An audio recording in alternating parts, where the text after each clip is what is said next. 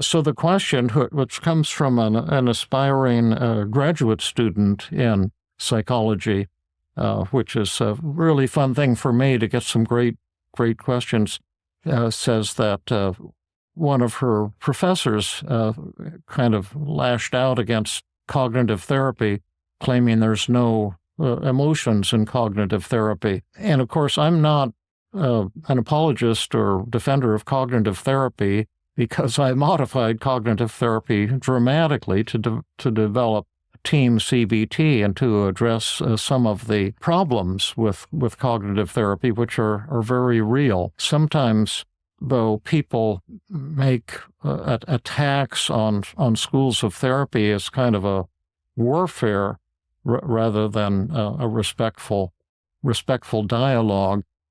I know in the work that I do, and I think the work that all therapists do, emotion is incredibly powerful. And if your therapy doesn't include a chance for the patient to vent and emote and cry and share feelings, then the therapy or any human interaction is going to be kind of flat and lacking in dynamism and depth and reality.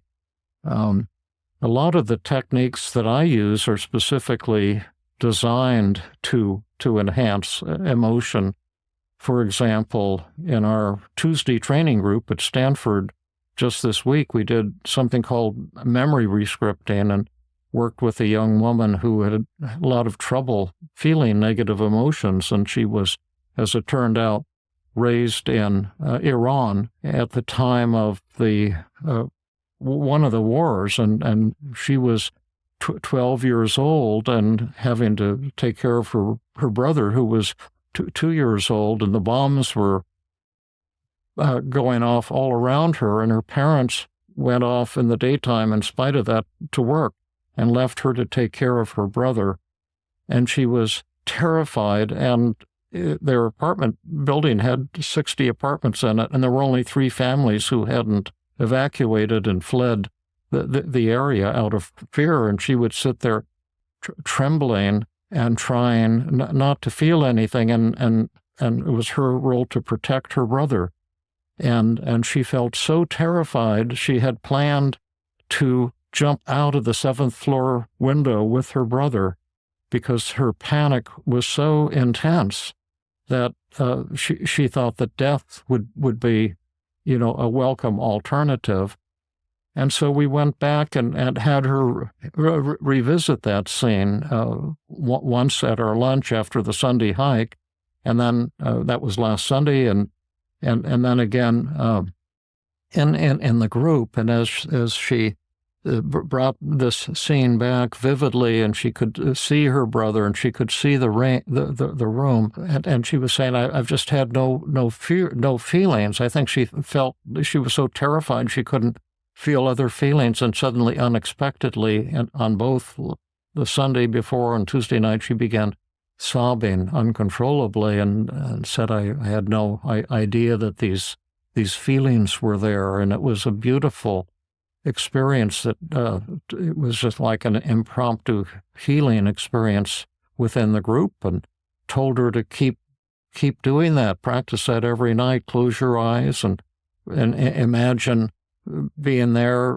terrified and frightened and maybe angry, and practice it. And then also said, maybe we used memory rescripting, maybe you'd like to change the scene in the movie in some way, like a movie director does. What would you like to have happen? And she said, "I would like my parents to be here." And then she imaged that, and suddenly felt a sense of safety and relief to be with her parents. And she said, "I feel safe for the first time right now since I was 12 years old, and I'm feeling my feelings again." And it was really a beautiful experience for her and for our whole Tuesday group.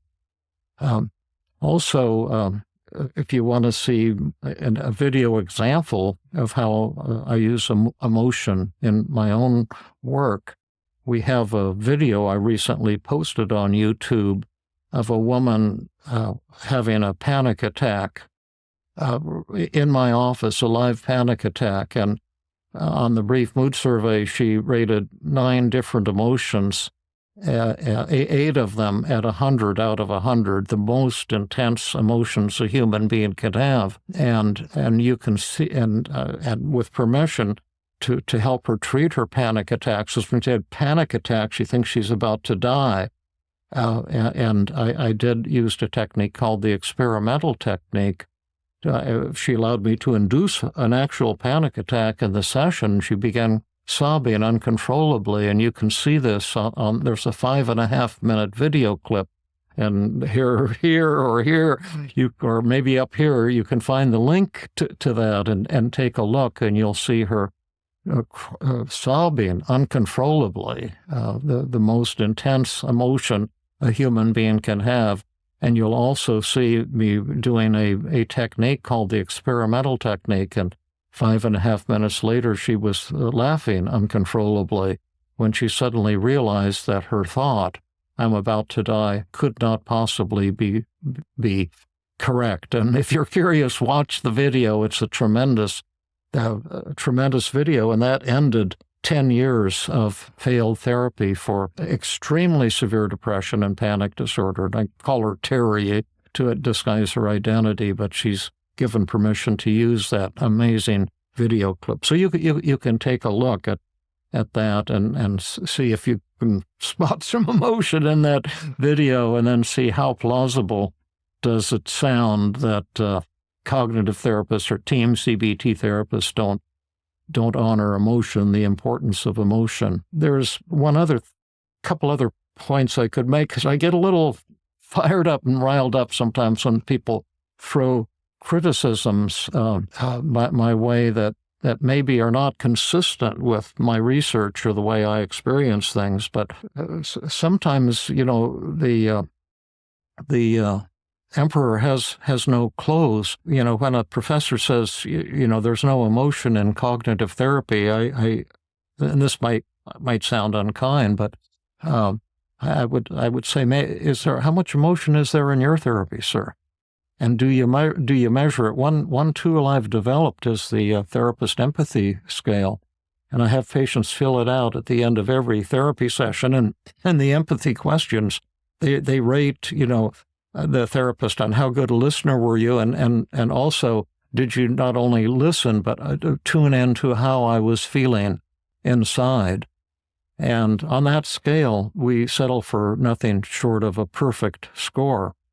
And if we miss any emotion or feeling that a patient has, it becomes immediately apparent, and then we can talk to them the next session and talk about the part we missed. And my point is that most therapists don't use this scale, don't want to be held accountable. Our patients are the ones who can tell us, are we dealing with you in a loving and effective way, and acknowledging your feelings accurately and your thoughts accurately. And if and what I would strongly encourage is that professor or any therapist to use my empathy scale, and it's called the patient's reportive therapy session.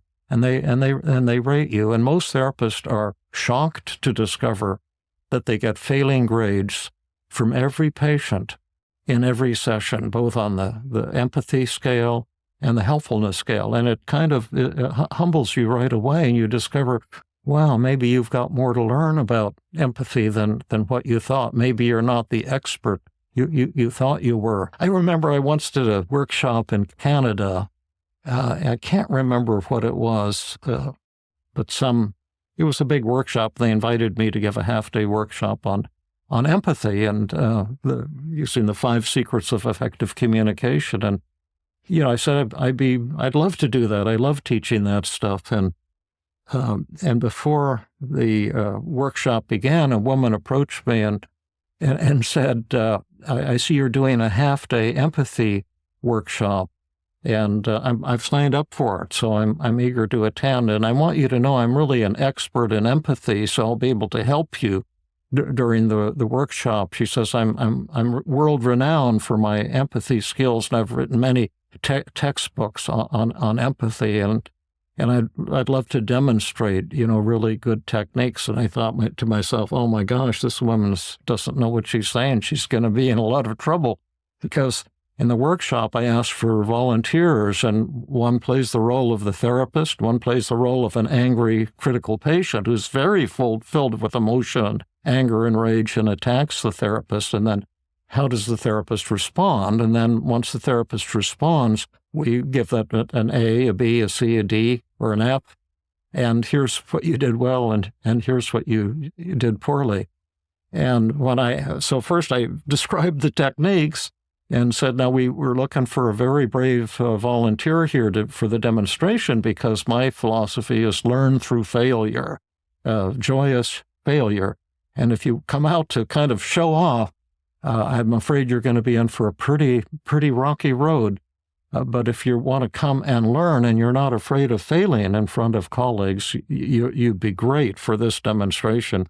And then once you've seen it, I'll have you all break up into dyads of 2 or 3 and practice, among yourselves, because it's pretty exciting but challenging to find out for the first time what your actual empathy skills are. And so this woman waved her hand. She wants to volunteer, and another participant volunteered to be the patient, and this so-called expert was going to be, the therapist. And then the patient it did what we asked the patient to do, is rip into this, your therapist, and give her a piece of your mind to tell her what you really think. So she lit into her and said, you seem like a real phony to me, and you haven't been helpful to me in the therapy, and I'm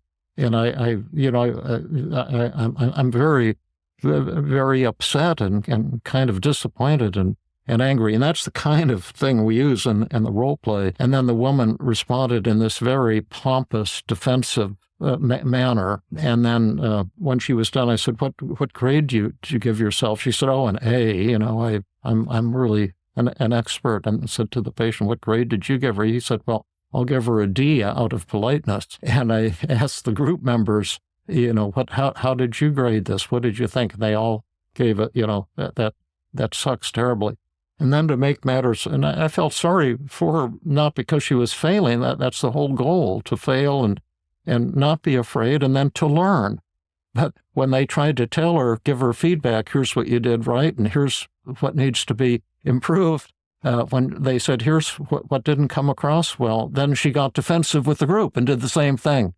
And to my way of thinking, it didn't really show herself off in a way that would be attracting many fans or people wanting to purchase her books. But that's more because we do that in my Tuesday group at Stanford. Every Tuesday we break up and you practice, and you find out that you're not as good as what you thought you were. So.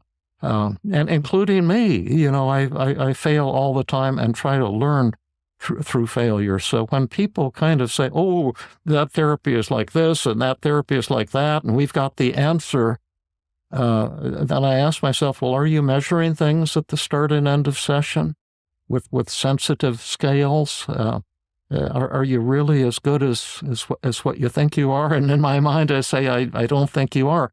But, maybe you'd want to come on down to our studio where we record and have a dialogue about some of these things, or watch the Terry video, and then see if you think that the therapy is lacking in empathy, or have any other criticisms. I'm always eager to hear what you have to say, and I certainly have a lot to learn, that's for sure.